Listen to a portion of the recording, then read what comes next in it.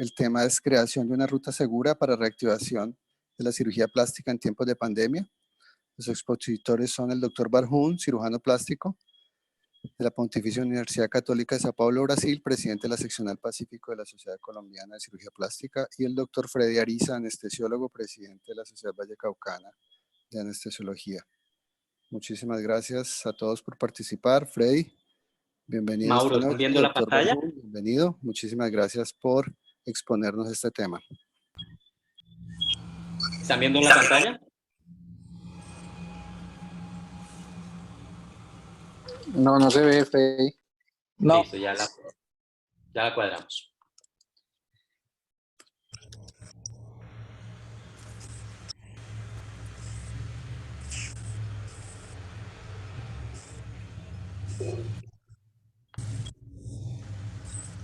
¿Ahora? Sí, señor. Bueno, primero saludarlos muy especialmente y agradecerles la acogida con este tema, que es un tema difícil en un momento en donde pues los casos en Colombia vienen en aumento luego de una liberación progresiva de ciertos sectores, que creo que en mi concepto y en el de muchos de ustedes es el mismo, y es esa calidad de incertidumbre que en este momento nos tiene con respecto a si muchos de los clústeres en salud que tienen que ver con la reactivación de cirugías no prioritarias podrían marcar una posibilidad de ingresar a esa reactivación que están haciendo poco a poco nuestros países. Estos son mis conflictos de interés. Yo tengo relación con algunas casas comerciales para la realización de algunas actividades de tipo académico, pero en este momento no hay nada que me mueva a realizar por interés propio esta charla, más que mostrarles a ustedes un análisis de los datos que tenemos hasta el momento y que podrían permitirnos a nosotros llegar a unas tomas de decisiones, sobre todo responsables. Y en esto quiero ser muy enfático, porque creo que aquí la principal razón que nos movió a un grupo de personas profesionales en cirugía plástica y anestesiólogos que se dedicaban a este tema, principalmente fue cómo poder actuar de una manera responsable, de una manera consensuada y además basada sobre todo en una información valedera, ¿sí? No unas acciones basadas en el miedo, que fueron las razones que nos movieron principalmente hace 2 meses, ¿sí? Una cantidad de eventos que nosotros veíamos en otros países y que fueron importantes en su momento para tomar unas decisiones. Yo creo que hasta el momento todos coincidimos en que nuestro gobierno ha tomado en general unas buenas decisiones con respecto al momento justo en haber parado y haberle sobre todo mitigado esa capacidad, esa velocidad con que se nos venía encima una situación que en muchos países llegó sin dar aviso y que los metió en un problema grande con colapso de su sistema de salud. Entonces, pues sabemos que desde marzo esa cirugía no prioritaria ha tenido que ser suspendida en espera de lo que llamábamos nosotros el pico epidemiológico de la pandemia, y se espera que el confinamiento pues retrase o reduzca esa velocidad con que la tasa de contagios potencialmente se iba a presentar, y lo que realmente estaban tratando de realizar era postergar esa llegada de esa máxima tasa de contagios por día, que es lo que nosotros llamamos el pico epidemiológico, y en lo que muchas personas en este momento opinan que probablemente para Colombia no vaya a ser una situación tan complicada, digamos, tan exhaustiva como lo han hecho otros países. Es probable que nosotros también durante estos 2 meses que hemos tenido que parar hayamos estudiado mucho más que los países que tuvieron esta racha aguda, ya hemos podido hacer análisis de cómo se comporta la enfermedad en otros países y hemos podido también hacer una introspección. Después de 2 meses, nosotros llegamos a un punto en donde coincidimos en que una planeación adecuada de ciertos sectores es probable que pueda llegar a darse, ¿ya? Si nosotros entendemos lo más importante en este momento, que es la bioseguridad y un cambio en las dinámicas de cómo nosotros acostumbrábamos a manejar nuestros pacientes. Es probable que estos cambios nos acompañen no 1, ni 2, ni 3 meses, sino probablemente un tiempo mucho más largo que puede incluso tomar parte del siguiente año. ¿Hasta qué punto? Hasta el punto en donde hay una masificación de la vacuna o hay una masificación de la inmunidad. Si nosotros analizamos los datos que nos llegan, creo que acá es muy importante entender este punto, es poder mirar cómo las proyecciones para muchos países están dadas en base a las políticas tomadas, y vemos cómo en un país como en Estados Unidos, en donde no hubo un confinamiento, por lo menos hubo un desacato de la comunidad a lo que se debía hacer, pues tuvieron un pico grande, importante, y en este momento, para este punto, vemos una reducción específicamente ya que se comienza a dar en los casos, y para junio y julio, pues estas personas, después de esta gran hecatombe que tuvieron en su sistema de salud, que ellos no lo van a reconocer nunca, ¿sí? Pero que claramente ocupó de manera importante una carga exagerada para el sistema de salud, pues viene ya a un punto de disminución del recurso hospitalario, pero ellos estuvieron en un problema grande. Ahora, si miramos los datos para Colombia, ¿ya? Para Colombia, podemos observar que las muertes en nuestro país han sido bastante condescendientes, y es probable que para lo que se espere en los siguientes meses, principalmente junio y julio, tengamos un incremento no tan pronunciado, y ese pico que tuvieron en Estados Unidos y en otros países con comportamiento similar en la comunidad, pues no se tenga.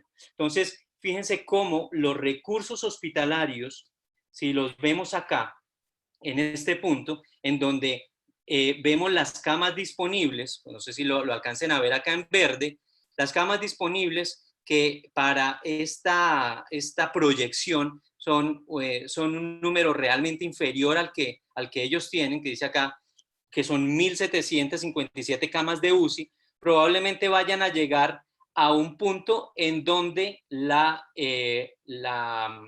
digamos, el límite sea probablemente el 50 o el 60%, y en el peor de los casos se aproxime al total sin nunca llegar a ser la totalidad de las camas disponibles. Esto es importante para entender cómo la toma de decisiones en este punto tiene que ser muy inteligente en el término de cómo la economía comienza a balancearse en la medida en que los buenos resultados se pueden dar. Y pues esta era la apuesta que nosotros queríamos dar mediante una situación en donde muchos países tuvieron que recibir el baldado de agua directo, pero nosotros tuvimos esta oportunidad para prepararnos y para entender un poco lo que era realmente importante en este punto, y habrá clínicas o personas, individuos que exageran en la parte de protección. Yo diría que exagerar, y ya hay evidencia de esto, la exageración en la protección o en los elementos que se usan puede llegar a ser tan determinante de contagio como el no utilizarlos, y hay un punto intermedio en donde es el óptimo y es como el adecuado en este aspecto. Digamos, la realidad que se está viviendo en esos países que tuvieron ese pico grande está mostrando que después de cierto tiempo de sufrimiento, pues se comienzan a reactivar muchos sectores, estamos hablando de cosas que en su momento eran completamente inauditas, como las ligas de fútbol, como algunos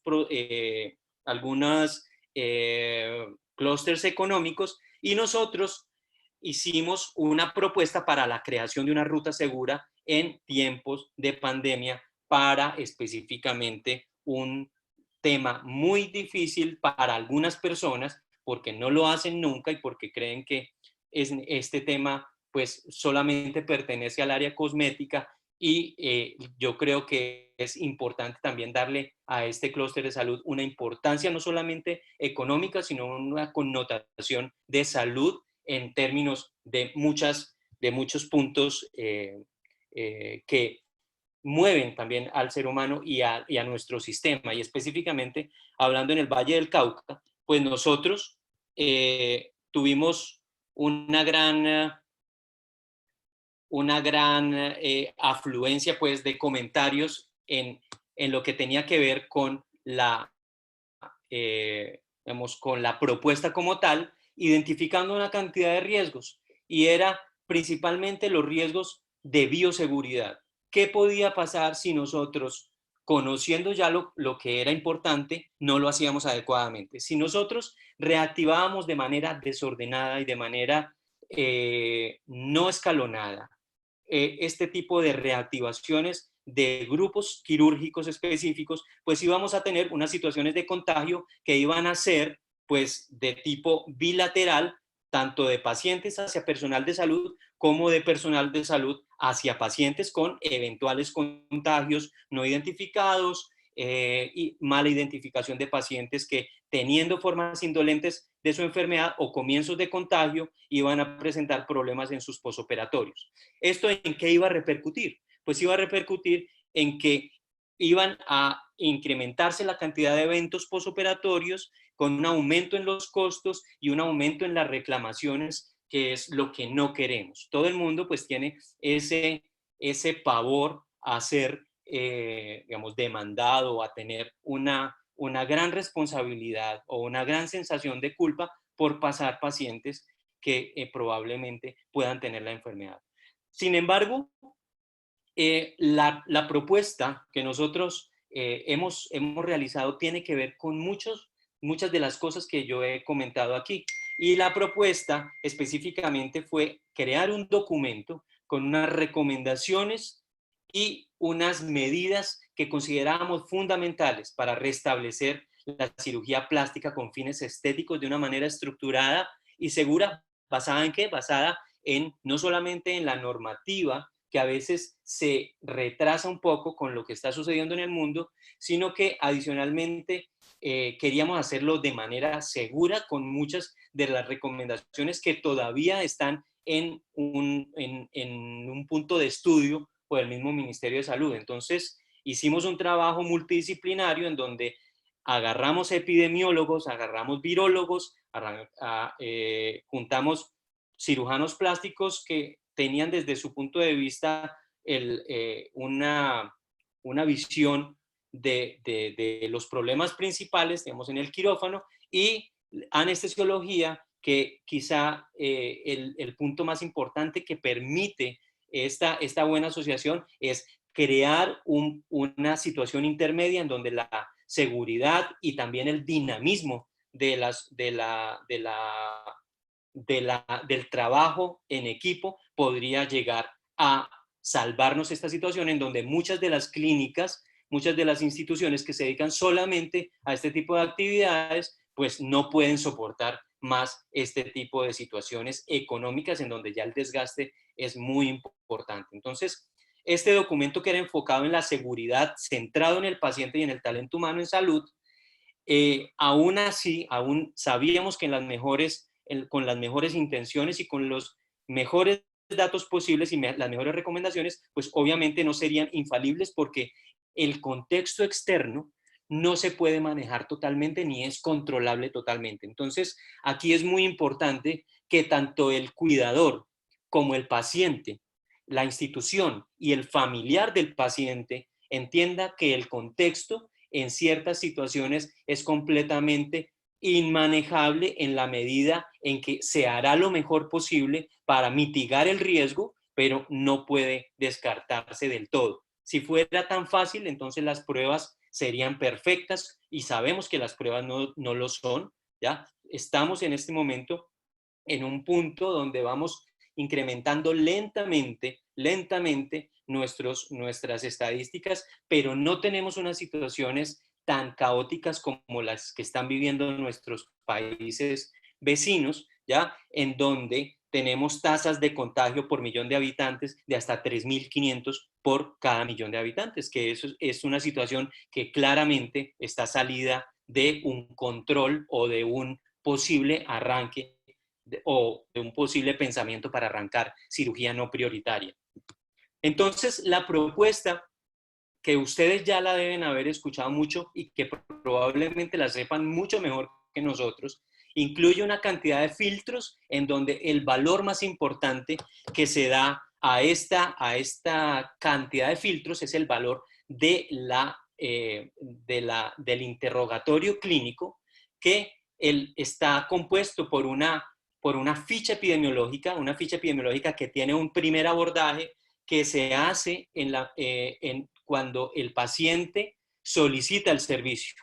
Es una preconsulta que probablemente se haga de tipo telefónico, ¿cierto? Es una solicitud del paciente para reclamar un servicio y en ese momento esa persona que lo atiende es capaz de hacer una serie de preguntas que, vuelvo y repito, ustedes conocen muy bien y que identifican probables pacientes de alto riesgo, en donde estos pacientes que son detectados mediante este interrogatorio pueden ser reorientados al su sistema de salud y se frena en ese momento pues el proceso para continuar. Si ese paciente pues responde de manera negativa, que es lo esperable, de no tener esos factores de riesgo al interrogatorio, pasa a una consulta prequirúrgica en donde el cirujano probablemente va a poder volver a interrogar, volver a reafirmar estas condiciones epidemiológicas del paciente y bajo un ambiente controlado con unas medidas de bioseguridad destinadas y dedicadas al consultorio, que ya más tarde va a comentar el doctor Barhum, va a poder realizar una toma de decisiones. Si él nuevamente bajo ese interrogatorio detecta que este paciente que en una primera en la consulta no tenía estas condiciones y él las detecta, nuevamente saca al paciente de su proceso y lo reorienta hacia su sistema de salud, y habrá un tercer filtro adicional que es la consulta preoperatoria, que puede hacerse como teleconsulta o también como consulta presencial si se tienen todas las medidas de bioseguridad. Nosotros recomendamos personalmente que la preconsulta en la valoración preoperatoria es un muy buen estándar que puede también permitirle al paciente, al médico, al profesional, hacer también un manejo escalonado con los mismos principios que se han hecho los otros dos filtros. De tal manera que en este proceso, que deberá tardar al menos 2 semanas, puede detectarse fácilmente estos pacientes y hacer un seguimiento epidemiológico durante el preoperatorio para, en últimas, luego de pasados estos 3 filtros, tomar la decisión. Y la decisión se toma a partir, la decisión final se toma a partir de una prueba serológica para el sujeto, ¿ya? En el reinicio de estos programas que incluyen cirugía no prioritaria, creo que es muy importante, como ustedes lo pudieron ver, determinar la tasa de contagio local. Y la tasa de contagio local es un muy buen marcador porque nosotros podemos ir revisando en la medida que pasan los días a través de todos estos sistemas de megadata, cómo en Colombia, habiendo hace 2 semanas existido una tasa de contagio de 374, en este momento nos estamos acercando hacia los 500 casos por cada millón de habitantes, ¿ya? Fíjense que en esa situación nosotros ya estaríamos inhabilitados para hacer procedimientos de riesgo alto, y tendríamos una oportunidad, obviamente, de manera inteligente de arrancar procedimientos de bajo riesgo, con pacientes de bajo riesgo, que incluyen esos procedimientos que son inferiores a 4 horas, esos pacientes que tienen una probabilidad de recambio o de sangrado inferior a un 10% de su volemia. Es decir, ese grupo de pacientes que probablemente es un paciente ambulatorio que va a necesitar o a requerir una... permítanme un momentico.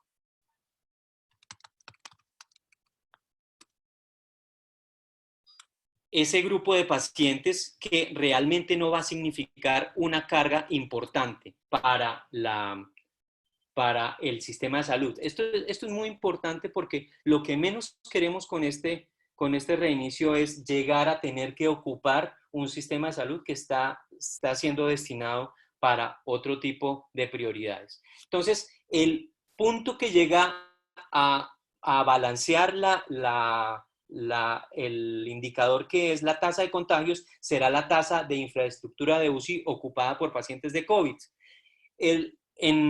Lo voy a hablar de manera personal. El Ministerio de Salud, infortunadamente, puso un umbral muy difícil de manejar, que era la ocupación de UCIs de un 75%. Ustedes saben que una UCI con una ocupación inferior al 75 o al 80% es una UCI que económicamente es inviable. Es decir, acá todas las UCIs en Colombia están entre el 90 y 95% y muchas exceden, de hecho, su ocupación de manera permanente, de manera diaria. Y por eso pues, nosotros en nuestra propuesta ponemos claramente que la ocupación de infraestructura de UCI ocupada por pacientes de COVID es el indicador que deberían manejar de manera local los gobiernos departamentales y las alcaldías para poder tomar las decisiones y para también controlar el inicio de cirugía no prioritaria. Entonces, de esta manera, pues tendríamos pacientes con estos riesgos estos procedimientos de bajo riesgo, serían pacientes menores de 55 años, sin factores de riesgo para complicaciones por COVID y unas cirugías que realmente, como lo dije de manera anterior, no consumieran esa infraestructura hospitalaria. Seguirían los pacientes de riesgo intermedio. Esos serían los que en este momento estarían en peligro porque ya llegando a la tasa de contagios claramente son procedimientos que probablemente en este momento no se puedan realizar, pero que en la medida en que nosotros vayamos notando una reducción en las tasas de ocupación y en la tasa de contagio local, serían los que siguen en ese paso escalonado. En este momento nosotros podríamos realizar procedimientos de bajo riesgo y creo que no es una locura, creo que es importante económicamente para los clústeres de salud poderlo hacer porque las clínicas no dan espera en esta situación tan difícil y tan apremiante de aguantar una inhabilidad para funcionar mayor a 2 meses. Voy a finalizar con este tema que creo que es muy importante y es que tanto, como lo dije, pacientes, instituciones y profesionales deben estar claramente alineados con el tema de asumir el contexto para poder funcionar. El paciente tiene que entender que su ingreso a la institución bajo una situación organizada y bajo unos protocolos no lo exime de poder presentar un evento de estos como una infección por COVID en el postoperatorio o se reducirá al mínimo, pero definitivamente no puede ser controlada completamente al 100%.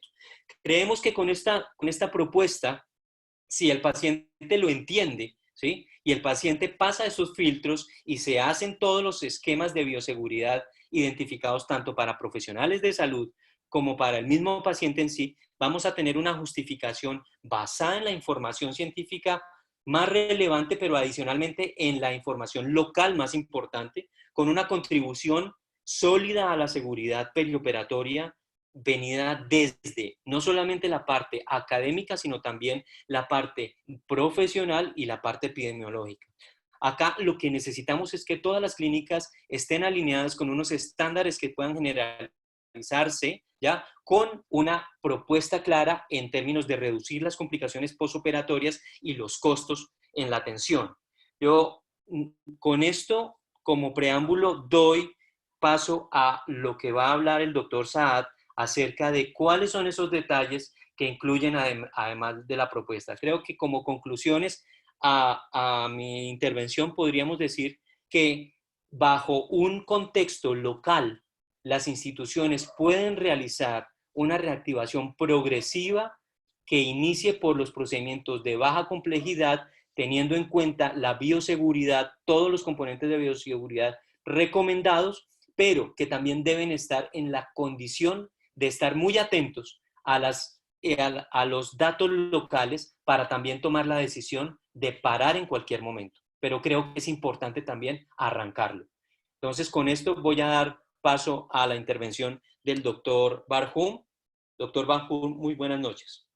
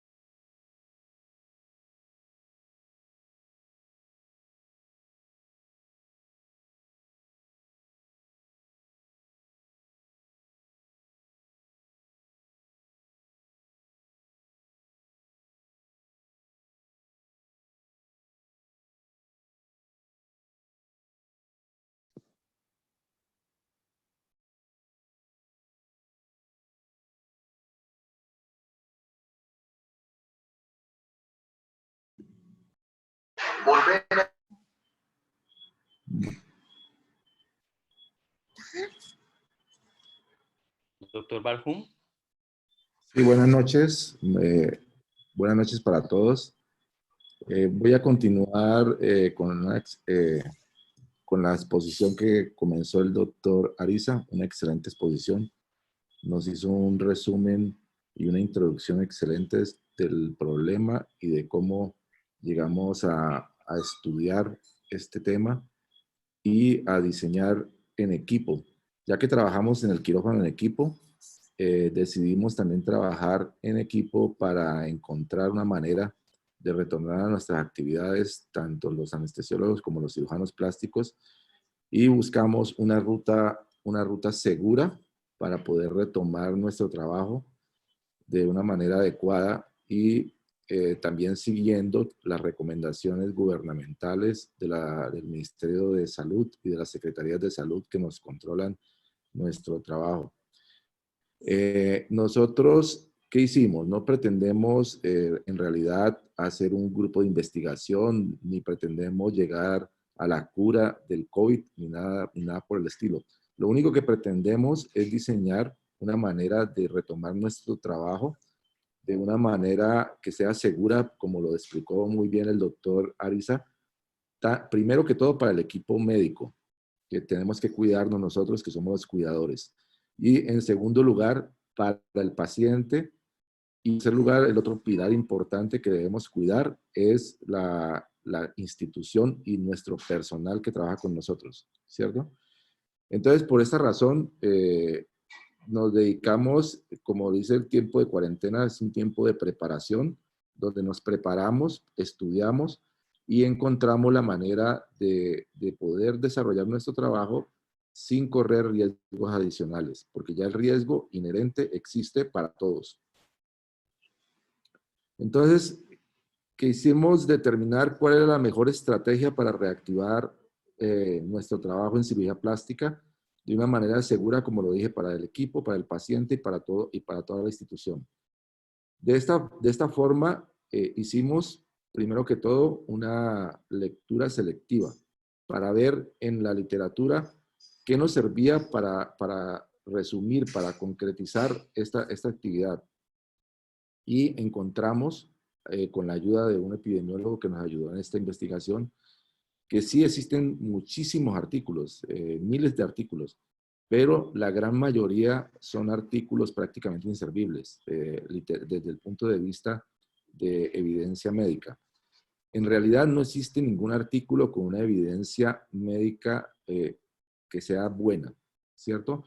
Existen muchos artículos basados en la experiencia. Entonces, para poder determinar esta ruta segura, nos tocó basarnos en la experiencia de ciertos grupos de trabajo en los países donde se presentó de manera bruta y más severa esta epidemia, como por ejemplo los grupos de trabajo españoles y de Italia y también de la China, que nos ayudaron bastante para seleccionar en total 40 trabajos que consideramos de la mejor calidad para poder sustentar este trabajo. Se habla mucho de la cirugía plástica y, por ejemplo, nuestro sistema de salud, nuestro Ministerio de Salud, tiene restringida la cirugía estética, especialmente, y también la odontología en ciertas áreas. Nosotros, la sociedad y el paciente que nos busca, considera la cirugía plástica como una especialidad importante para su vida, ya que la especialidad es una especialidad médico-quirúrgica en la cual nosotros desarrollamos la corrección de patologías congénitas adquiridas, tumorales o involutivas.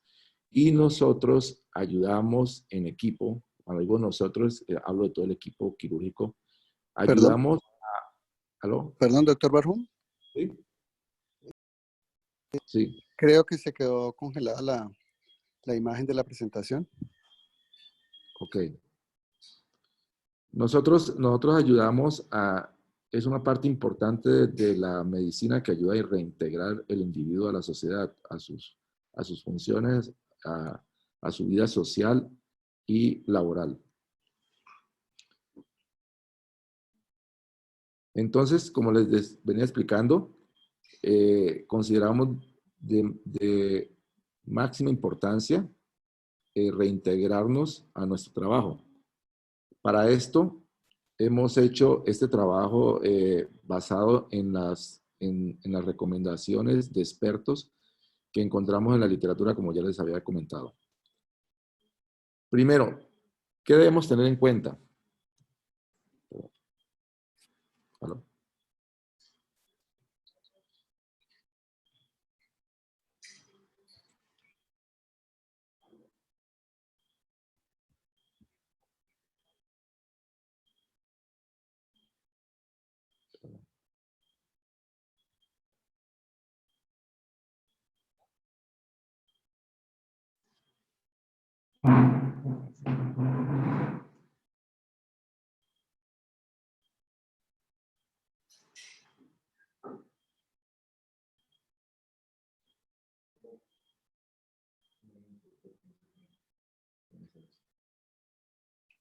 ¿Cómo que no?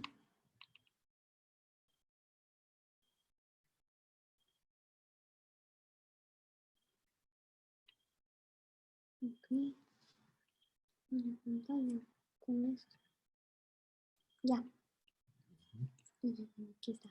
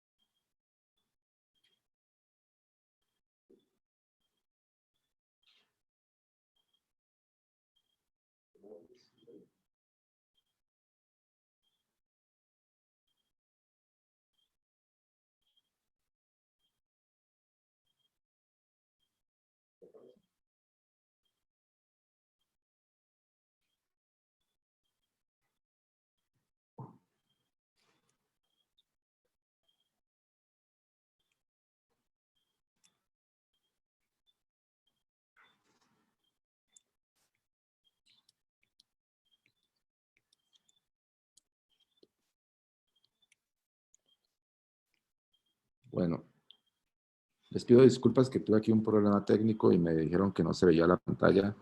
Entonces voy a hacer una recapitulación rápida para que podamos tener todos claros el tema. La pregunta que nos hicimos, ¿cuál es la mejor estrategia para poder reactivar nuestro trabajo en cirugía plástica de una manera segura para los tres pilares importantes que participan en una cirugía? Que son, primero, el equipo médico, segundo, el paciente y la institución y nuestro personal de apoyo. Para esto, para poder determinar esta ruta con seguridad, como les explicaba, se hizo un análisis concienzudo de toda la literatura que existe y con la ayuda de un epidemiólogo pudimos seleccionar los mejores 40 artículos.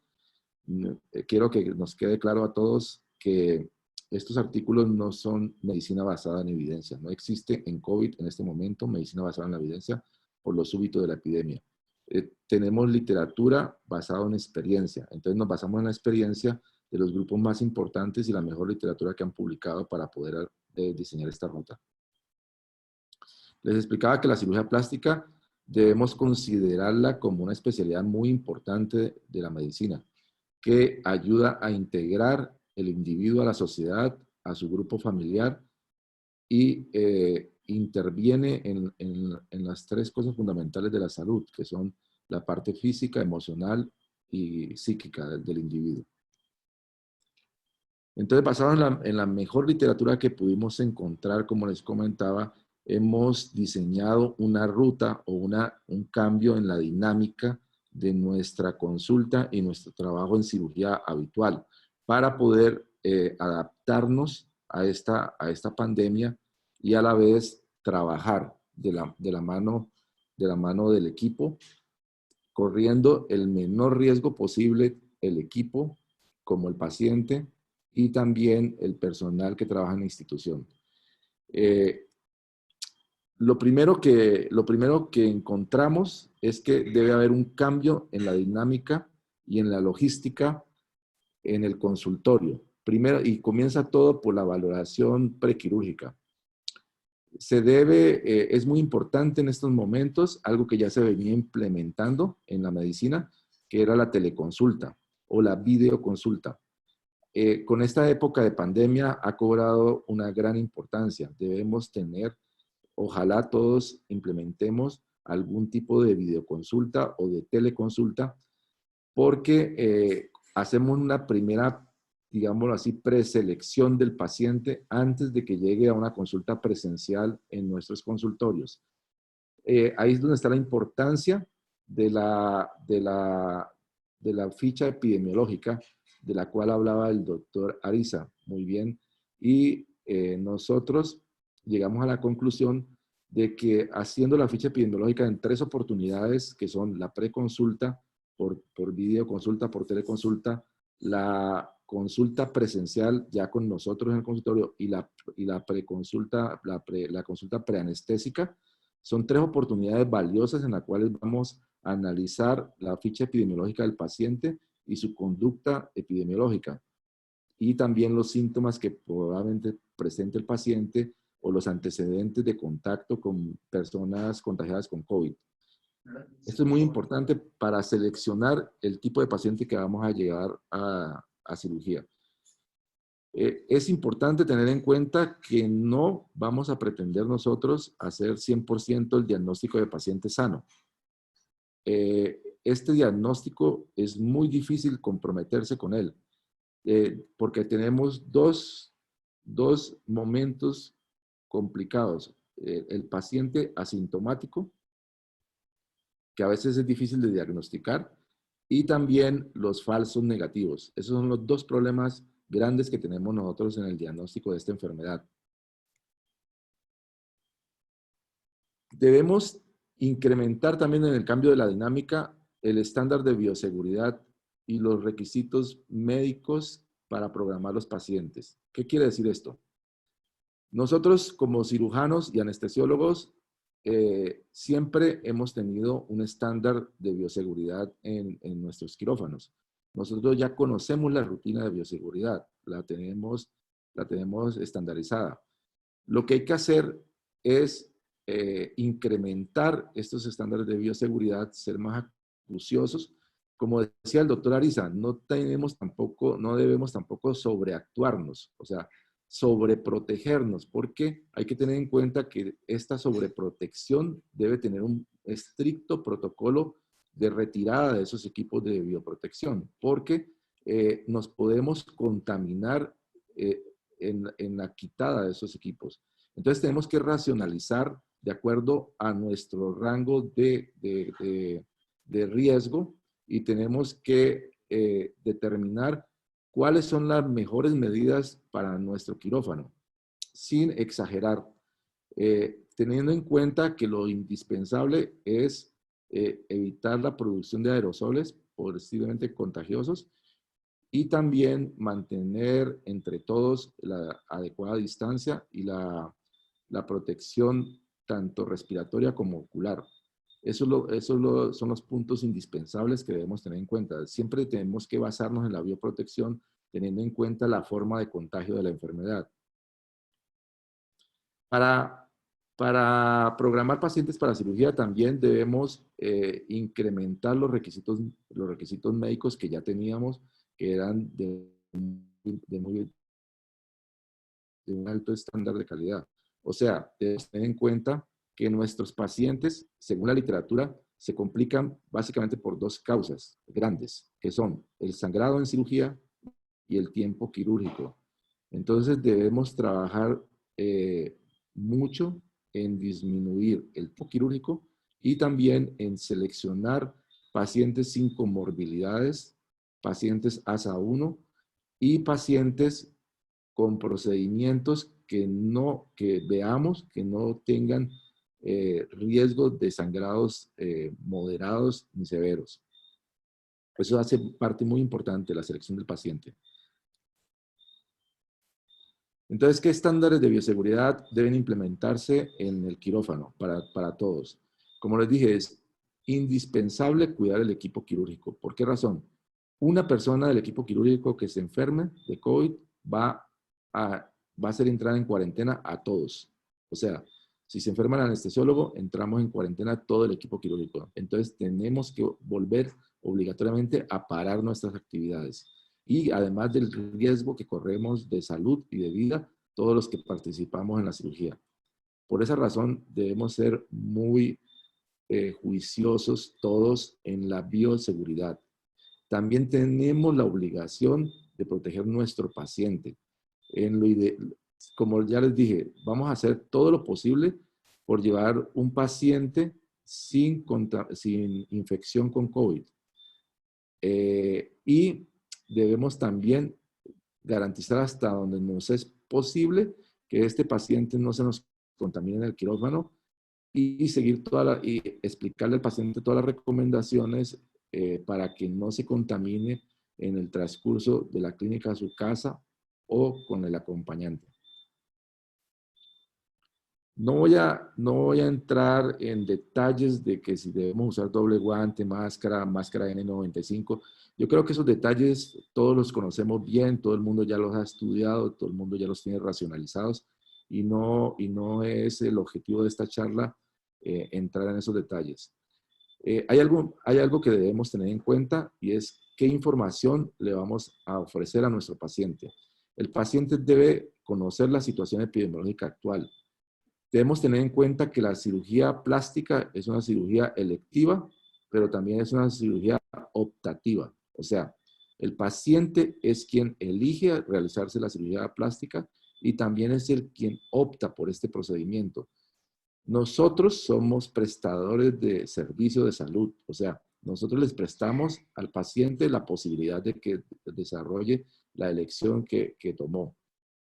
No somos responsables, eso hay que tenerlo muy, muy presente. Nosotros no somos responsables de la elección del paciente, nosotros somos responsables por el servicio que prestamos y dentro del servicio que prestamos somos responsables por ofrecer toda la protección posible para todos los que intervenimos en la cirugía. Entonces, al paciente hay que informarlo muy bien de qué está pasando para que él tome una decisión adecuada. Debemos informarle sobre la situación epidemiológica actual tanto en la región como a nivel del país. Tenemos que hacerle una introducción sobre sus deberes. El paciente es un actor importante en la protección de todos. Él debe conocer cuáles son sus deberes de autoaislamiento y de cuidado.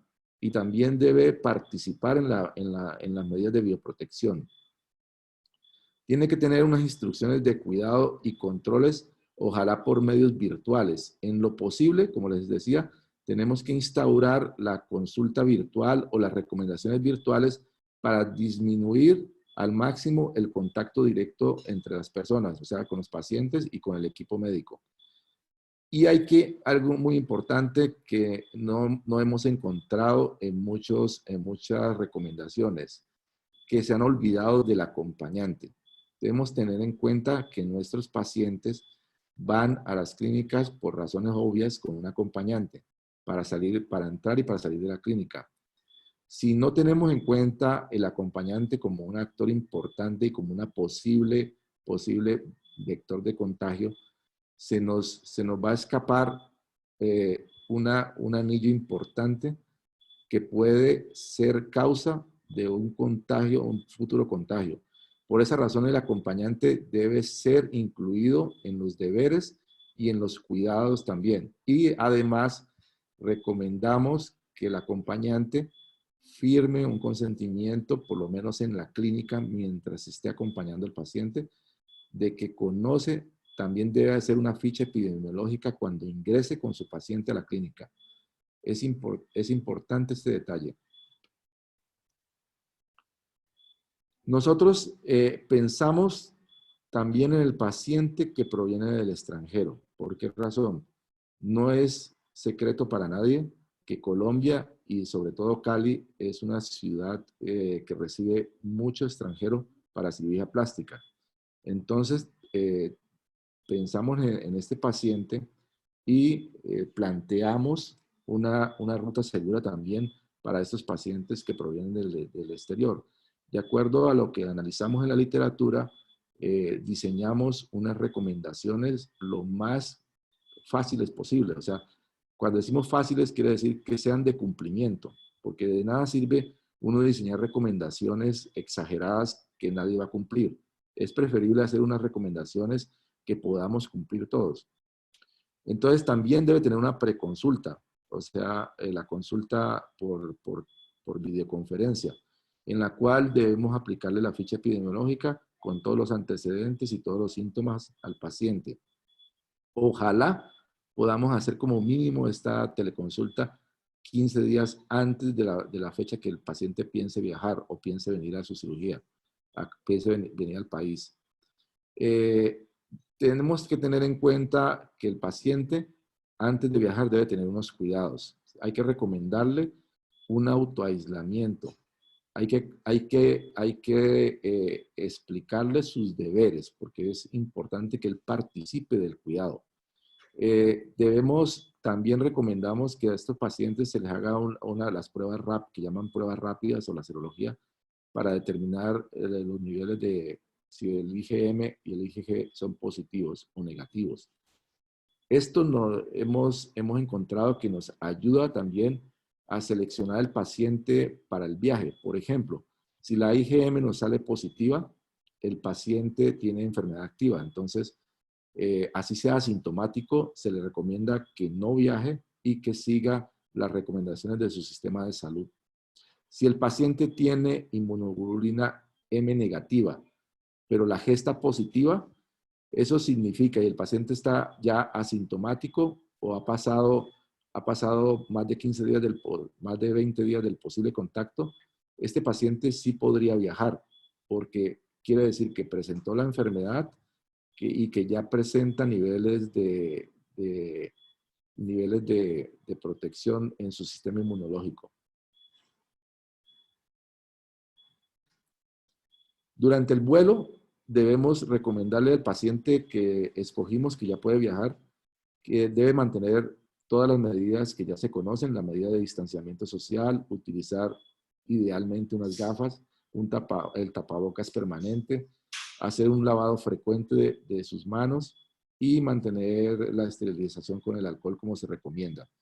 También hemos hecho unas recomendaciones, además aprovechando este momento para que el paciente tenga una prevención desde el punto de vista de tromboembolismo, de trombosis venosa, como por ejemplo recomendarle que tenga una hidratación continua, que utilice en lo posible medidas antiembólicas, deambulación frecuente y realizar movimientos de las extremidades para prevenir la trombosis venosa, que también puede ser una complicación grave de nuestras cirugías y que no podemos despreciar.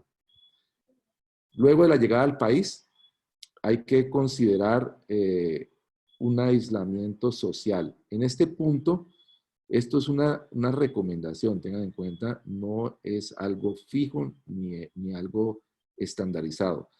Tenemos que también esperar cuando se reactiven los viajes qué nos recomienda la Aeronáutica Civil y las entidades gubernamentales. Nosotros hemos considerado como un tiempo prudencial mínimo 7 días. O sea, 7 días de aislamiento voluntario cuando llega al país, hacerle la ficha epidemiológica en el día 0 y antes del procedimiento, puede ser unas 48 antes del procedimiento, hacerle las pruebas rápidas y si disponemos, también hacer el PCR. Todo esto encaminado a tratar en lo posible de llevar un paciente al quirófano sin contaminación con COVID. Y digo en lo posible porque ya mencioné las limitaciones que tenemos en la sensibilidad de las pruebas y en los pacientes asintomáticos que son difíciles de diagnosticar. Bueno, una vez ya tenemos el paciente informado, tenemos el paciente elegido, ya tenemos el paciente en cirugía, hicimos la cirugía, vamos a hacer la cirugía, perdón, es importante tener un anexo de consentimiento informado especial para COVID. Además, ojo, además de los consentimientos normales que ya tenemos para cada procedimiento. En este consentimiento, en este anexo de consentimiento informado para COVID, ¿qué le vamos a informar al paciente? Al paciente le vamos a informar los riesgos generales que puede tener, incluyendo la muerte o la necesidad de tener cuidados intensivos si llega a contagiarse con COVID o a presentar la enfermedad en cualquier momento del proceso quirúrgico, en el intraoperatorio o en el postoperatorio. El paciente debe leer todas estas recomendaciones y debe conocer muy bien los riesgos posibles. Debe firmar cada hoja que se le presenta dando a entender que leyó, comprendió y que acepta el optar por la cirugía plástica a pesar de los riesgos tanto del procedimiento como los riesgos adicionales de una posible infección por COVID. Y también es recomendable explicarle al paciente que tenga conocimiento de las responsabilidades económicas y los costos de tratamiento si llegase a contraer la enfermedad de COVID, ¿cierto? Lo ideal es que el paciente que vamos a operar tenga un sistema de salud, EPS, en Colombia, y si es paciente proveniente del extranjero, que obviamente no tiene EPS en Colombia, lo ideal es que tenga algún seguro de cubrimiento médico para poder cubrir los costos de alguna eventualidad de esta enfermedad. Muchas gracias. Es una charla más que todo introductoria, es un resumen de todo lo que hemos leído. Tratamos de hacerlo lo más fácil posible para que todos podamos encontrar una ruta de desarrollar nuestro trabajo sin incurrir en riesgos adicionales y protegiéndonos principalmente el equipo médico, el paciente y la clínica, la institución. Muchas gracias por todo. Muchísimas gracias, doctor Barjún. Gracias, doctor Ariza. Excelente presentación. De antemano, pues, Les digo, conozco personalmente el trabajo que el grupo realizó, todo el esfuerzo que llevó todo este tiempo desde el inicio de la pandemia en la búsqueda de un reinicio de cirugía de una forma segura. Lo felicito a usted, al doctor Ariza y a todo el grupo que hizo parte de este trabajo. Muchísimas gracias. Muchas gracias a ustedes por ayudar, por participar en este grupo. Quiero decir que me sentí muy cómodo. Hicimos una gran parcería con los anestesiólogos, que son nuestros parceros naturales, nuestro equipo natural. Fue muy importante la retroalimentación de conocimientos y de experiencias. El doctor Ariza es un gran organizador, muy dinámico y que prácticamente nos llevó de la mano para poder llevar a un buen fin este trabajo. Me gustaría saber si hay preguntas, me imagino que el doctor Mauricio, que está moderando, tiene alguna pregunta tanto para el doctor Ariza como para mí. Sí, señor. Voy a leer algunas de las preguntas que están en el chat en este momento. Y hay una pregunta, pues, que es reiterativa no solo en este chat, sino en los otros webinars que se han realizado, y es con respecto a los elementos de protección personal. Los elementos de protección personal deben entrar a ser parte de la infraestructura hospitalaria fungible y debe facturarse como se ha facturado históricamente los guantes y las mantas térmicas. Son insumos, la idea es que vienen a quedarse por algún tiempo. ¿Quién cree usted, doctor, que debe hacer parte o quién debe asumir el costo por la generación de estos nuevos insumos? Bueno, pues si se trata de una cirugía institucional, pues la institución debe asumir los costos de estos insumos.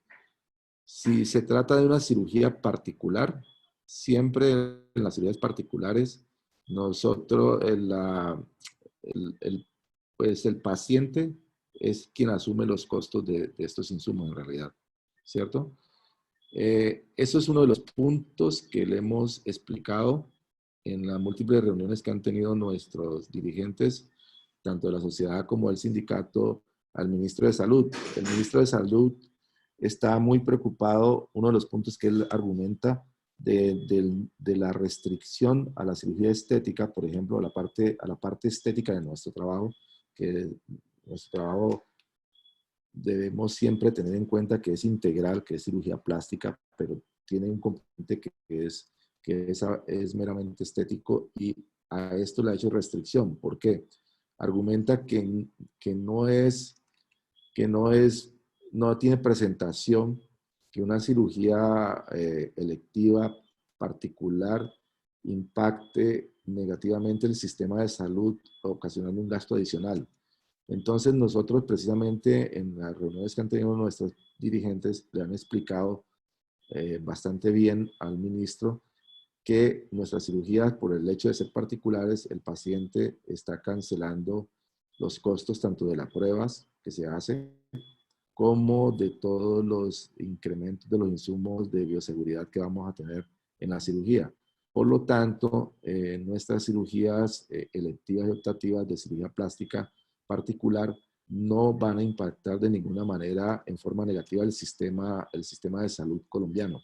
Antes, por el contrario, como yo lo veo y como lo vemos todo el grupo, nosotros estamos ofreciendo una fuente de trabajo y de diagnóstico, porque las pacientes que vamos a llevar al quirófano, vamos a hacerles unas pruebas y vamos a hacerle un análisis previo, además de las fichas epidemiológicas en 3 oportunidades, y de cierta manera estamos contribuyendo al diagnóstico de pacientes de la enfermedad, ya bien sea pacientes libres de la enfermedad o pacientes con la enfermedad. Y todo esto lo hace el sistema de forma particular. O sea, estamos contribuyendo al sistema. Además, las clínicas donde generalmente operamos cirugía particular también son fuera del sistema de salud. Entonces, por lo tanto, nosotros en realidad ofrecemos una solución y no incrementamos el problema negativamente. Perfecto, muchas gracias. Otra Mauro, pregunta. Mauro, una ¿Sí? cosita que yo quería adicionar es que pues la situación de bioseguridad es una condición no negociable. Creo que claramente el talento humano en salud requiere para poder funcionar en este momento, llámese cualquier cirugía e incluso cualquier intervención que amerite una situación presencial con el paciente, requiere unos elementos de bioseguridad mínimos. Ya en el contexto de unas situaciones en donde la exposición a aerosoles y a superficies es mayor, pues habrá esas condiciones para solicitar la disponibilidad de elementos de protección extendida, que creo que es importante que las instituciones, creo que acá es muy importante esto y no ha sido claro, y es que el gobierno lamentablemente mandó un mal mensaje a la comunidad en general, pensando que únicamente las ARL, ¿sí? Las ARL tenían una responsabilidad en este cuento.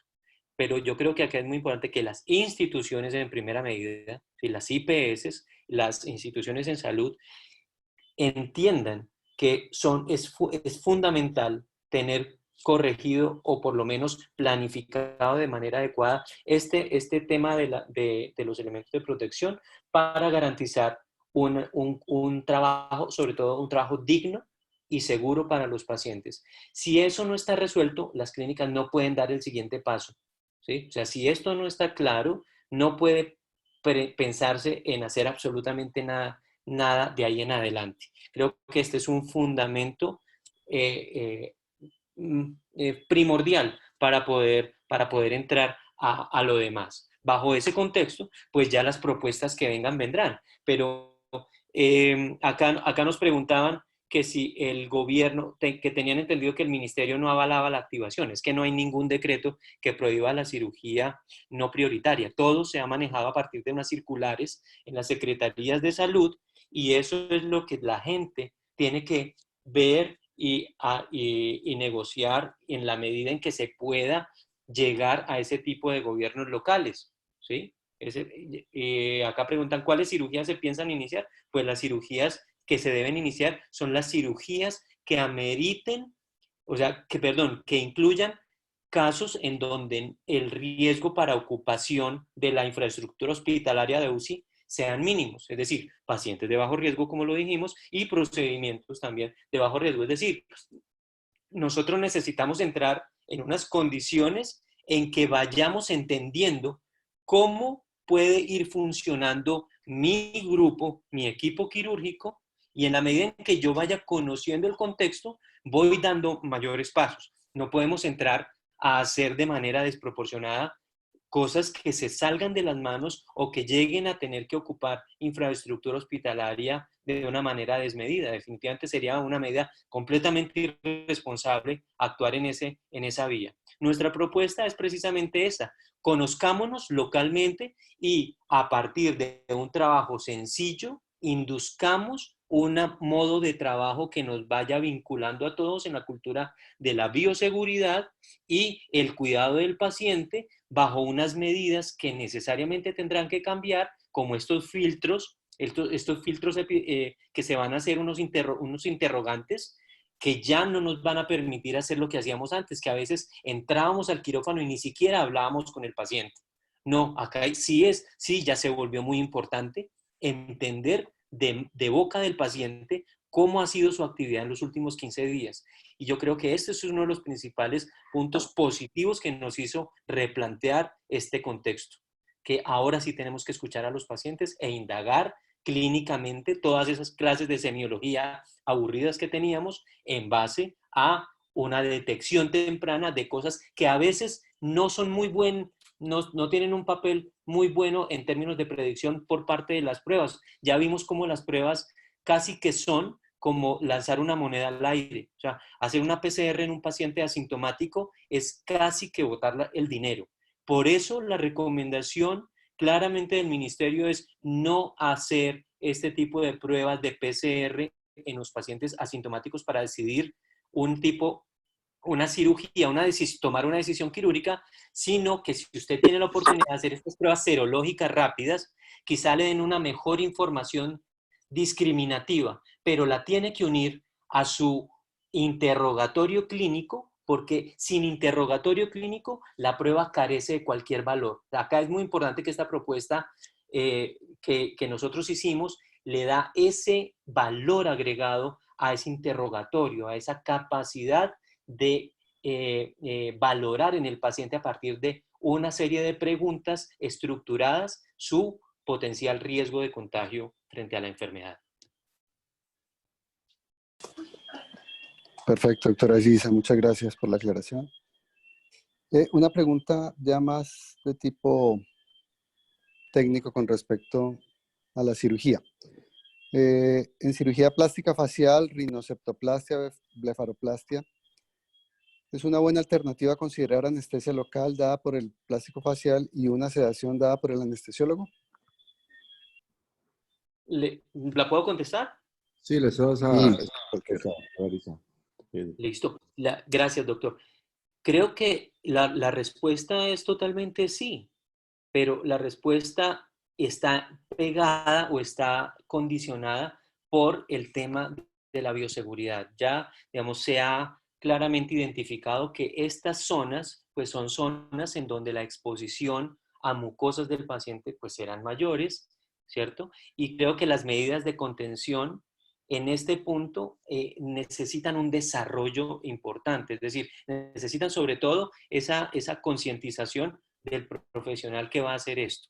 Creo que un profesional que vaya a hacer nariz, que vaya a hacer maxilofacial, debe tener muy claro sus conceptos de autocuidado en términos de sus elementos de protección que tiene que usar, sabiendo que va a trabajar en una zona de riesgo y quizá pueda indagar sobre mecanismos de contención de aerosoles o mecanismos de contención de microgotas que pueden ser una alternativa. Ya estamos viendo cómo los odontólogos que estábamos esperando que hicieran algo porque son los que primero pararon en esta contingencia, ya comenzaron a mostrar unos adelantos y unos desarrollos en términos de las cajas de contención, por ejemplo, que partieron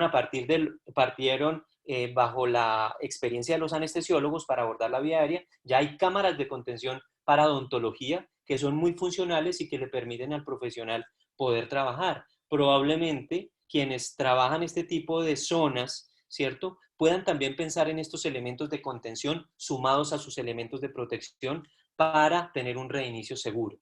¿Ya? Yo creo que es importante ese tema. Entonces, la respuesta es sí, no importa que, es decir, que de su práctica que siempre ha hecho, haga lo mejor que usted sabe hacer, pero manteniendo siempre las normas de bioseguridad nuevas que aparecen en este contexto. Sí, y también ahí es donde yo explicaba que las medidas de bioseguridad deben ser inteligentes, o sea, dependiendo del riesgo que se considera el cirujano que corre él y su equipo, pueden ser incrementadas o pueden ser disminuidas, pero siempre sin perder el objetivo de mantener una seguridad adecuada, ¿cierto? Como dice el doctor Ariza, las cajas de contención es una opción muy, muy interesante que se puede llevar a implementar en este tipo de cirugías. Freddy, yo quiero hacer un comentario con lo que estaba diciendo. Claro. Perdón, ¿quién habla? Douglas, Juan Douglas Leal. Ok, doctor Leal, muchísimas gracias. Bienvenido. Oiga, muy buena charla, muy chévere. Y tiene razón, Freddy, muchas de la literatura que está, pues no dice qué técnica usar o qué técnica no usar, sino también pues considerar si yo hago una sedación, no tengo experiencia y voy a exponerme 5 horas a una exposición de aerosoles de una cirugía larga facial y además de eso no tengo mucha experiencia en sedación, pues someterme de pronto a una vía aérea de emergencia o una depresión respiratoria o una ventilación manual sin todos los equipos necesarios, pues eso puede también ser un poco más riesgoso. Y la literatura dice mucho es hacerlo mejor también para el beneficio del paciente y con todas las normas de seguridad. Mi comentario está relacionado también es que nosotros tenemos reuniones frecuentes con el Advisory Board, que es un grupo de los Estados Unidos que asesoró la mayoría de hospitales para las fases de apertura de cirugía.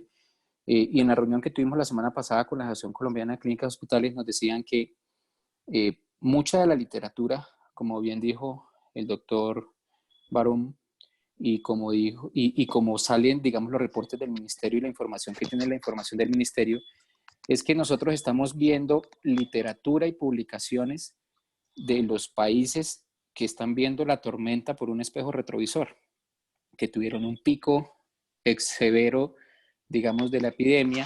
Los médicos les tocó volcarse a atender muchos hospitales. Los centros de cirugía ambulatoria se cerraron por apoyar muchos de los hospitales. Por eso las primeras normativas que sacó el gobierno de manera apresurada fue que todo el mundo estuviera disponible, cerrar todos los centros comerciales de una manera apresurada, basada en la información de los países que veían la epidemia por el espejo retrovisor. En nuestro caso, la epidemia la estamos viendo es por el panorámico, y así lo explicaba el Advisory Board, diciendo que muchos de los procesos que se están implementando en países como Colombia están viendo paso a paso una implementación y una apertura de programas basada en literatura que no se acomoda a nuestros procesos, y que lo que estemos hablando ahorita, pasado mañana, se pegue la epidemia a un pico enorme y nos toque cerrar los centros de cirugía ambulatoria pues para ir a apoyar los hospitales que se están abriendo. Entonces lo que nos decían ellos es que ellos no tienen la solución, o no saben, la mitad de los del Advisory Board dicen una cosa y la otra mitad dice la otra, pero los procesos, como dijo Freddy, es importantísimo los procesos, digamos, de bioseguridad y los protocolos en los cuales podamos medir los resultados y las implementaciones de los protocolos, que se puedan priorizar adecuadamente las cirugías. Puede ser que la población de un centro de cirugía plástica sean todos, o un centro de oftalmología, o cualquier centro que tengan, sean todos los pacientes con un proceso de priorización, no todas sean cirugías pequeñas, y empezar a operarlas de menos riesgo, y en las instituciones de manera interna hacer los procesos de distanciamiento de personal, lo que hablaban de los acompañantes, revisar los aires dentro de sus salas de cirugía y las tasas de recambio, y hacer protocolos mucho más objetivos para uno poder hacer mediciones y, basada en la epidemia local, poder saber cuál es el proceso en que uno va a parar, y va a ser un proceso como de pausa, así como están haciendo los centros comerciales, que paran un poco y luego abren un poquito, mientras el pico de la epidemia en Colombia no nos da como tan fuerte. Entonces lo felicito porque esa es una parte fundamental que toca hacer, y yo creo que los procesos de medición son los que realmente nos van a dar los resultados en una medicina que nos ha tocado basarla en la evidencia y experiencia día a día a la cual nos estamos presentando. Douglas, gracias por esos comentarios. Creo que es muy importante entender, que entiendan acá que esta es una propuesta. Acá no estamos llamando a ninguna desobediencia civil, ni mucho menos.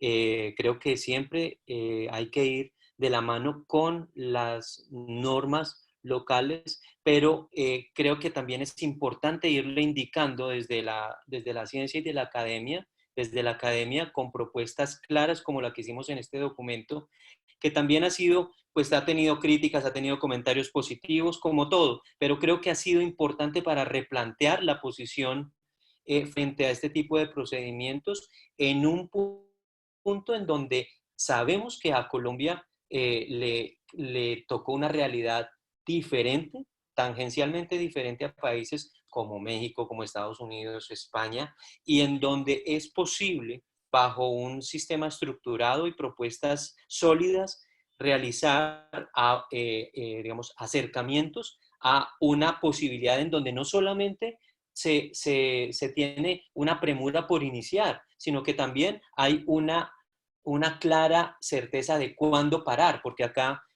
también, digamos, la propuesta nuestra debe incluir la observación directa de en qué momento también el sistema podría estar en un eventual riesgo y tener que parar. Yo creo que es importante también tener esa capacidad de modulación digamos, de estas iniciativas que de por sí, para mí personalmente, creo que son completamente viables para nuestro sistema de salud en este momento. Quizá en 2 o 3 semanas, pues tengamos que parar o tengamos que replantear lo que estamos haciendo, pero en este instante podríamos hacerlo siempre y cuando nosotros seamos responsables de nuestras acciones con respecto a la bioseguridad y estemos comprometidos con la revisión día a día de lo que va pasando a nivel local. Perfecto. Una pregunta que veo que se repite en el chat y es, con qué cirugías iniciar. Están preguntando cuáles son el tipo de cirugía con que se ha pensado iniciar y cuáles son las que se puedan considerar cirugías de bajo riesgo. Bueno, esa pregunta ya dentro de la exposición lo mencionó el doctor Ariza y también lo mencioné yo. Las dos componentes que más aumentan el riesgo de una cirugía ya está determinado en diferentes estudios y son el tiempo quirúrgico y el sangrado en cirugía. Entonces, ya queda a criterio del cirujano y del equipo quirúrgico basados en su autorregulación, escoger con qué tipo de cirugía va a iniciar. El doctor Ariza muy bien recomienda iniciar con cautela. Entonces, cada uno va a escoger el tipo de procedimiento dependiendo de su habilidad quirúrgica y de los tiempos que maneja. Eso queda a criterio individual del cirujano y de su autorregulación.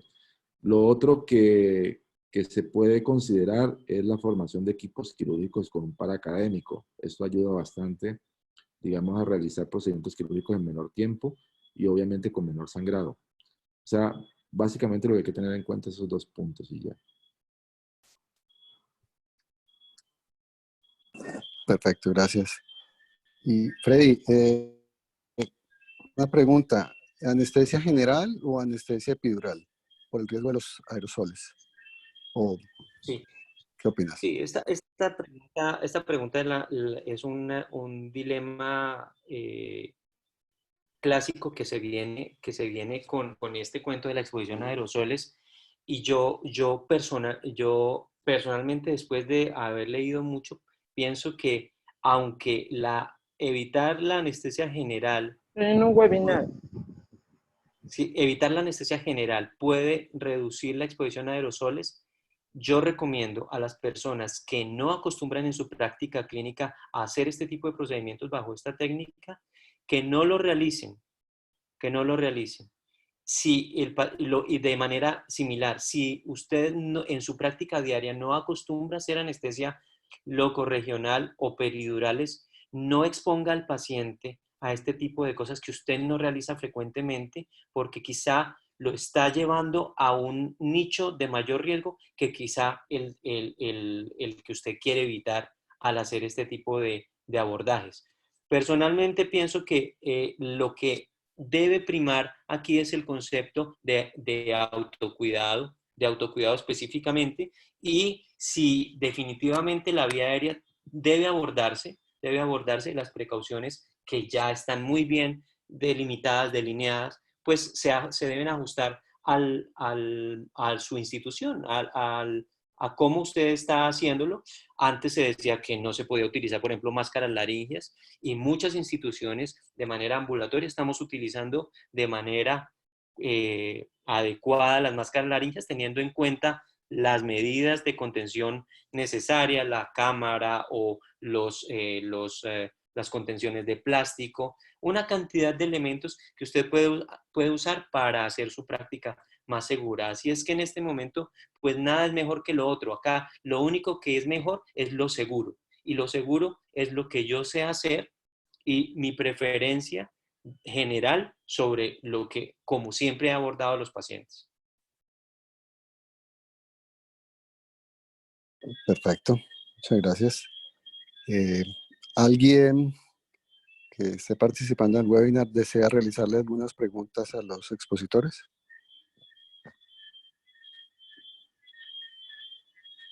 Una preguntita, por favor, doctor Villarredondo. Bienvenido, doctor.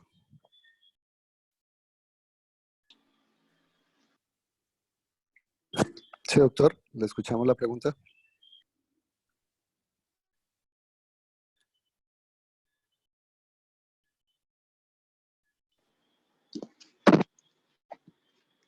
Aló.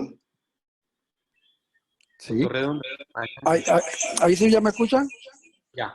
ya. Bueno, ok, nosotros tenemos un paciente que vamos a operar, ¿cierto? Se dice que el paciente debe tener más o menos, si viene del extranjero, más o menos unos 7 días previo antes de la cirugía. Y si un paciente local, pues debemos tener la vigilancia sobre él, incluso hasta el día antes de la cirugía, preguntarle, o sea, todo lo que ha hecho durante todos esos días y con quién ha estado en contacto. Dos, si nosotros vamos a meter a un paciente a esa cirugía, practicarle una prueba rápida, cierto, sabemos que nos puede dar hasta negativo, porque sabemos que esas pruebas pueden ser hasta positivas de 10 a 12 días, hasta 10 a 12 días, se puede decir. Si la hacemos a los 7 días y el paciente pues no ha criado todavía los anticuerpos y no salen negativas y el paciente en sí puede estar contaminado. O sea, nosotros estamos corriendo definitivamente un riesgo y si lo vamos a operar con 7 días, el paciente no tiene enfermedad y si no ha manifestado los síntomas y después lo vamos a operar y si manifieste la enfermedad, nosotros definitivamente estamos en una encrucijada. O sea, ¿qué es lo que verdaderamente debemos hacer para meter al paciente a cirugía? ¿Qué es lo que debemos estar seguros de que ese paciente no vaya a estar contaminado? O esperar un tiempo mayor. Yo pienso que 7 días es un tiempo muy corto para saber si verdaderamente ese paciente puede estar realizando la enfermedad o no. Porque ya sabemos que la enfermedad va de 7 a 14 días, hasta los 14 días cuando ya se manifiesta totalmente. Entonces, verdaderamente, ¿cuándo vamos a estar seguros de que ese paciente no está contaminado? ¿Responderla, doctor Sí, Barhum? yo tengo que responder.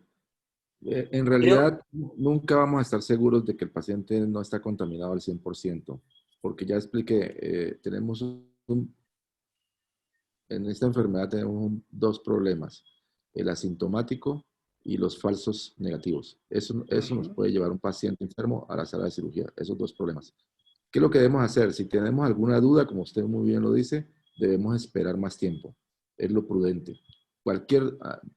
Si enfrentamos cualquier duda de que el paciente pueda estar contaminado, lo que debemos hacer es esperar más tiempo. Así el paciente venga del exterior. Lo primero está la seguridad del paciente y del equipo quirúrgico. Y las pruebas, ahí donde tenemos la gran debilidad. Eso es una discusión en todos los artículos que hemos encontrado.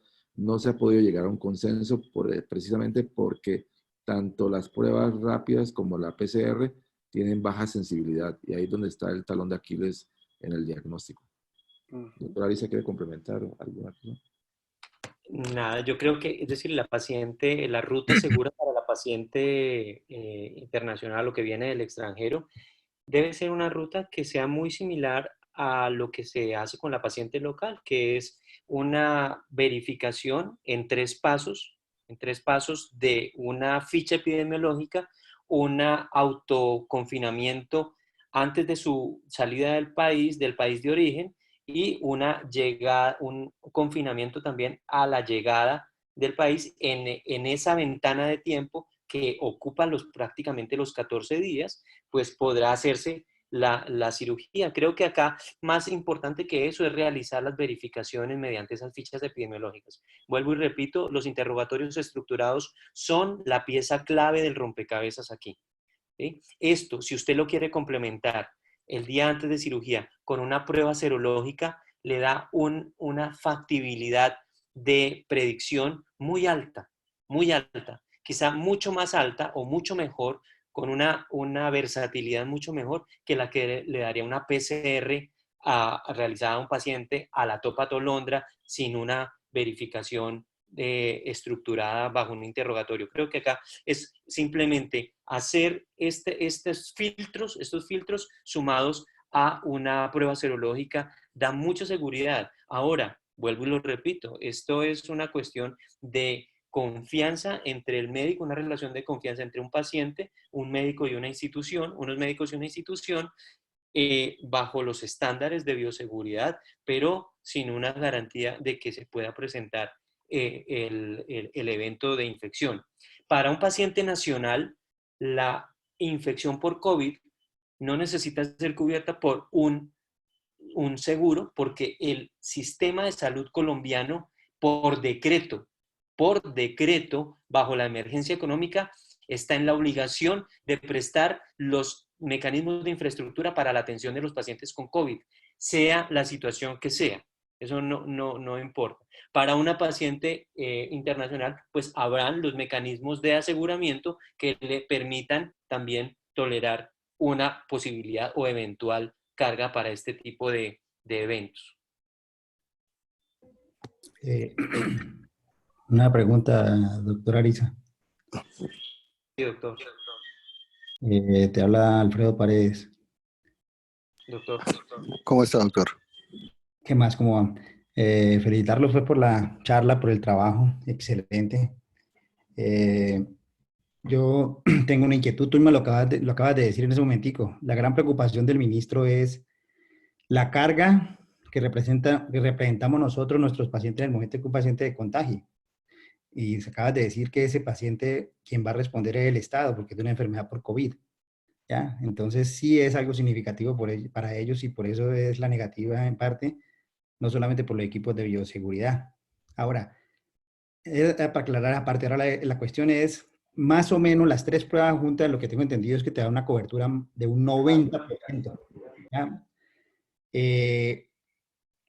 Nos va a quedar una ventana de un 10% de pacientes, o sea que de cada 100, 10 pacientes se nos pueden complicar con COVID, se nos pueden pasar, incluso pacientes negativos con las pruebas y después desarrollar el COVID, y está exponiendo también el personal, ¿cierto? Eso vino para quedarse. Yo pienso que el COVID ya va a quedar incluido como el tromboembolismo dentro de la parte de las complicaciones y los riesgos posquirúrgicos inherentes a las cirugías. Pero, a ver, la gran preocupación lo había discutido con Saad la semana pasada, una larga conversación, es que estamos en pandemia. En este momentico estamos en pandemia. Y es la gran preocupación, o sea, para empezar, ya por lo que estamos en pandemia. Quiero que me digas,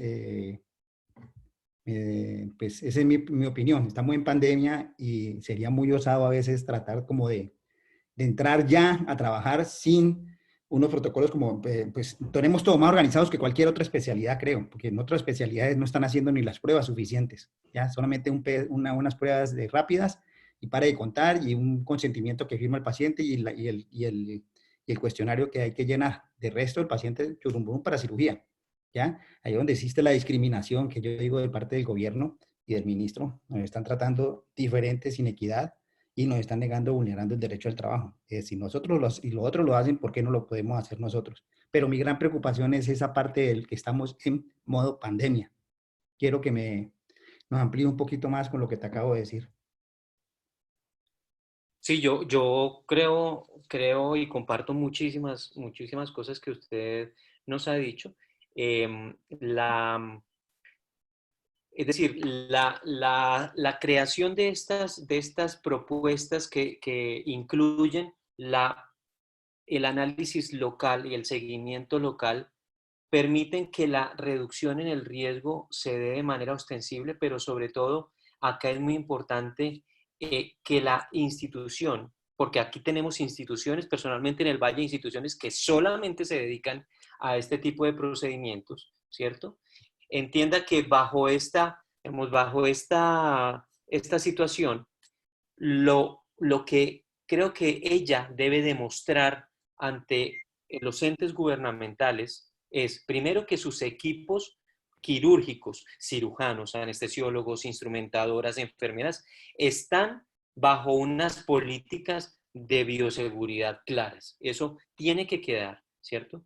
Tiene que existir una ratificación de los pacientes de que entienden el contexto. Y acá es muy importante esto porque una vez el paciente acepta que estamos en medio de esta situación, ¿ya? Él automáticamente está asumiendo también, de alguna manera, también su respuesta a quererse intervenir bajo este contexto. Y no solamente es para la paciente que se quiere realizar una mamoplastia de reducción, también es para el paciente que se va a hacer una artroscopia porque no puede, porque su rodilla le duele a veces, porque es decir, una artroscopia tampoco es un procedimiento que tenga que ser de vida o muerte. Y en este momento las artroscopias se vienen realizando en muchas instituciones desde hace 3 semanas.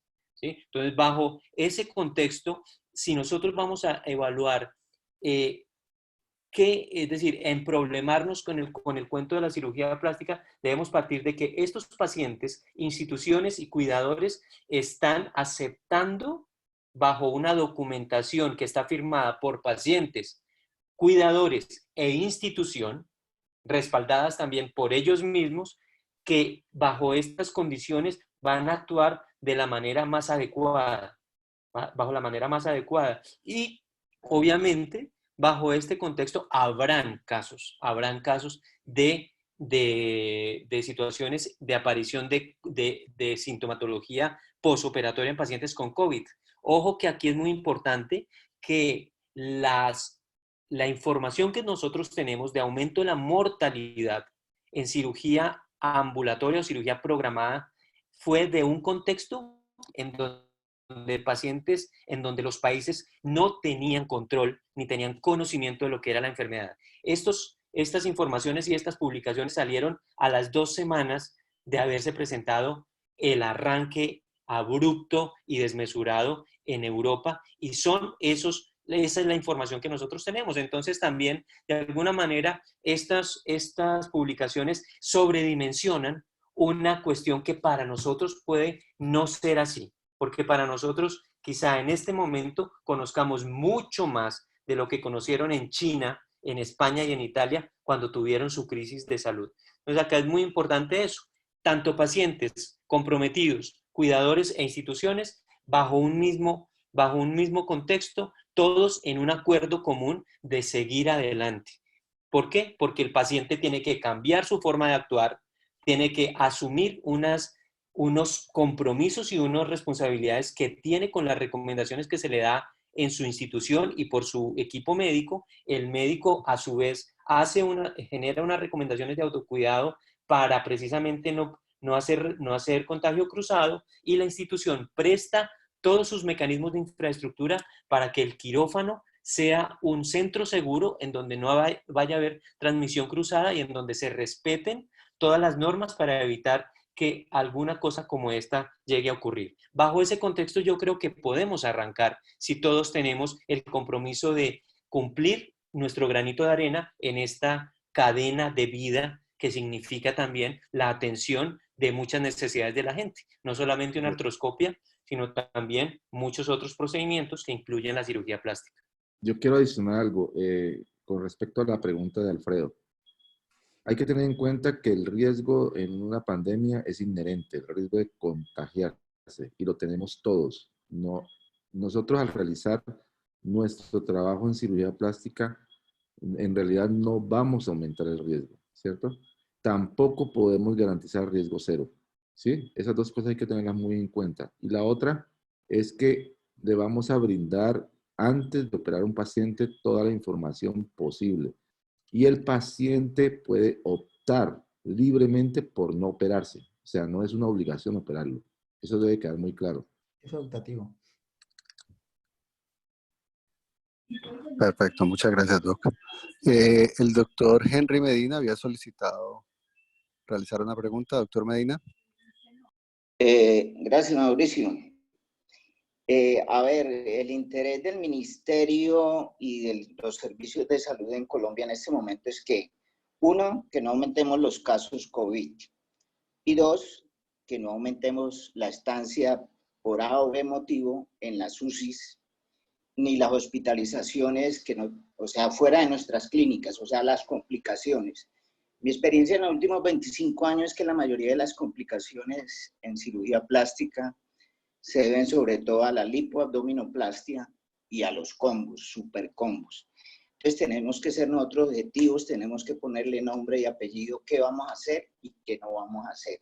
Si lo dejamos a criterio de A, B, C o D, terminamos con que queremos hacer todo, aumentamos los casos y seguramente nos cierran las clínicas. Entonces yo creo que sí es importante hablar de qué cirugías hacer y qué cirugías no hacer. Y respecto a las pruebas, una paciente que viene del exterior y, por ejemplo, viene con una inmunoglobulina G negativo, pero viene aquí, viene en el transporte, va a estar en Madrid o en Roma o no sé dónde, luego en el aeropuerto en Bogotá, luego aquí. Lo que nosotros sabemos es que la primera prueba que se hace positiva es el PCR. que no es confiable 100%, pero es la que primero se hace positivo, digamos que a los 5 días más o menos del contagio. O sea, entre el cuarto y el séptimo día del contagio ya puede ser positiva. Si tomamos en ese momento una inmunoglobulina G o una inmunoglobulina M, pues van a estar negativas. Entonces, yo soy partidario de que estos pacientes que, por ejemplo, vienen del exterior con inmunoglobulina G negativa, deberíamos de hacerle acá un PCR varios días después de estar aquí, hacerle, no solo son tres veces que le hacemos la pregunta de si estaba en contacto, de si ha tenido fiebre, de si ha tenido tos, porque hay que hacerle una cuarta el día de la cirugía. Si el paciente al día de la cirugía nos dice que desde ayer empezó con tos, pues ese paciente no lo podemos hacer, o que desde ayer hizo fiebre o cualquier cosa, ese paciente lo tenemos que cancelar el día de la cirugía. Entonces son 4. Entonces, yo sí soy partidario de pensar en el PCR probablemente en la gran mayoría de los pacientes. ¿Por qué? Porque teniendo las dos pruebas, el PCR y la inmunoglobulina G-O-M, es decir, el procesamiento del PCR se demora 4 o 5 días, o sea, lo tenemos que pedir con esa antelación de tiempo. Pero definitivamente la primera prueba que se hace positiva, o sea, sería la más fiable. Ahora, si un paciente ya viene con una inmunoglobulina M o G positiva, pues ya tenemos que encarrilarlo si fue que ya le pasó o todavía está activo, ¿sí? Pero yo pensaría en que el PCR y la inmunoglobulina G y M el día anterior a la cirugía, porque esa se demora unas pocas horas en que no le informen, deberíamos de pensar en todo esto, porque definitivamente nosotros no nos podemos equivocar en cirugía plástica. Cuando Pepita Pérez se muere por una enfermedad que no es plástica, solo se dan cuenta quienes estuvieron en la cirugía, sus familiares, y si nombran un abogado, el abogado pues que nos va a demandar. Pero cuando Pepita Pérez se muere por una cirugía plástica, así sea que le dio COVID después de cirugía, se dan cuenta desde Buenaventura hasta Cúcuta y desde Riohacha hasta Leticia. Se da cuenta toda Colombia. Entonces, nosotros no nos podemos equivocar, nosotros tenemos que andar pianitos, tenemos que hacer todos los protocolos. Respecto a quién asume el costo de todo eso, metámonos a la cabeza que en este momento cualquier cirugía que se haga en cualquier institución de Colombia, que sea programada, vale más que hace un año. ¿Por qué? Porque hay que darle tapabocas desde el portero hasta la aseadora y a todo el mundo, porque ya no vamos a poder operar 6 pacientes en una mañana de 6 horas, sino que vamos a tener que operar 2 o 3, lo que tiene un costo, porque vamos a tener que tener alejados los pacientes. Cualquier cirugía que hagamos programada, ya sea estética o no estética, tiene un costo mayor. ¿Y quién lo debe asumir? Pues en el caso de las EPS serían las EPS y en el caso de nuestros pacientes serían los pacientes los que tienen que asumir los costos. Porque alguien preguntaba quién paga eso. El que paga es el paciente si se quiere operar, porque si no, no se puede operar. Ok, gracias. Muy importantes observaciones, doctor. Muy amable. Creo que Muchas gracias. Sí, muy válidas las observaciones del doctor. Muy importante, sí. O sea, esto es un trabajo de equipo y creo que los equipos deben medirse hasta donde pueden. Nuestra recomendación es inicie por lo sencillo. Inicie por lo sencillo y vaya conociendo las estadísticas. No dé un paso en falso. Si es necesario que se mantenga por lo sencillo por un buen tiempo mientras conocemos esta inexactitud de la predicción, pues quedémonos en ese y seamos cautos, sobre todo en este contexto en donde probablemente la tasa de contagio vaya a incrementarse lenta pero progresivamente, probablemente hasta finales de junio, julio, ¿cierto? Y después pues miramos y damos otro gran paso. Pero aquí es muy importante arrancar con un sentido de responsabilidad. Creo que acá la responsabilidad es el fundamento de esto. Perfecto, Freddy, gracias. Yo creo que voy a realizar la última pregunta. No sé si Freddy y el doctor Barjún conozcan. Alguien pregunta sobre las políticas de FEPASDE con el reinicio de la cirugía. ¿Conocen algo con respecto a esto? Yo en realidad no conozco las políticas de FEPASDE, no sé si el doctor Ariza las Pues, conozca. no, el compromiso del FEPASDE es asesorar a los profesionales de la salud en sus dudas de cualquier tipo, y en este término el cubrimiento del FEPASDE en ningún momento se ha dicho que no vaya a ser para una complicación de un paciente que presente COVID en el posoperatorio. Es Claro. decir, obviamente, si usted tiene toda su mapa de ruta y lo ha hecho a conciencia y se presenta, el FEPASDE, que es una herramienta a la que usted acude como afiliado, pues le va a prestar su asesoría. Creo que acá es muy importante, creo que lo más importante es comprobar que usted hizo su ruta de seguridad y cumplió con los parámetros de bioseguridad. Ante eso, creo que es imposible ante un juez demostrar o no demostrar que se hizo lo correcto, que era mantener, digamos, la cadena de vida y de protección para el paciente, teniendo claro que la epidemia pues no se puede controlar al 100%. Creo que aquí es muy importante que la gente entienda que es que a un paciente le dé COVID no es culpa de nadie, es que la enfermedad es así. O sea, estamos en un punto en donde cualquier persona puede transmitir la enfermedad. O sea, yo llego a mi casa y se la puedo transmitir a mi hijo si no tengo las precauciones adecuadas. Bajo ese contexto, pues hagamos lo que está referido con buena evidencia para salvaguardar esta posibilidad de que no se presenten los eventos. Perfecto. Muchísimas gracias nuevamente al doctor Barjún, al doctor Ariza. Muchas gracias por su presentación y nuevamente felicitar a todo el equipo que hizo parte de la realización de este protocolo. Y muchas gracias a todos los participantes en este webinar. Les recuerdo, visiten nuestra página www.sarvac.com.co, donde van a encontrar todos los webinars que hemos